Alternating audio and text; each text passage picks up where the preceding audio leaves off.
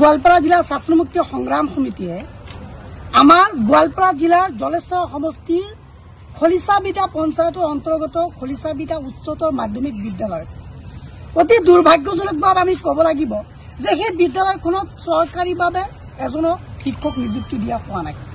সেই বিদ্যালয়খন ইষ্টাব্লিছ হৈছিলে 1966 চনত।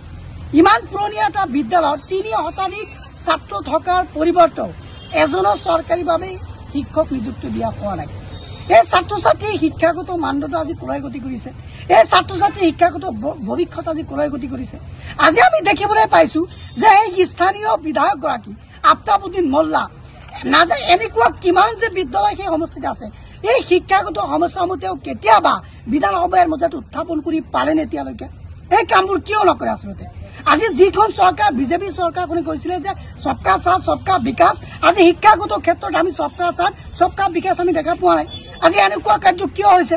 গতিকে আজি আমি ছাত্ৰ মুক্তি সংগ্ৰাম সমিতিয়ে আপোনালোকৰ যোগেদি অতি সোনকালে আমি দাবী জনাইছো যে এই খলিচাবিটা উচ্চতৰ মাধ্যমিক বিদ্যালয়ত চৰকাৰীভাৱে শিক্ষক নিযুক্তি দিব লাগে।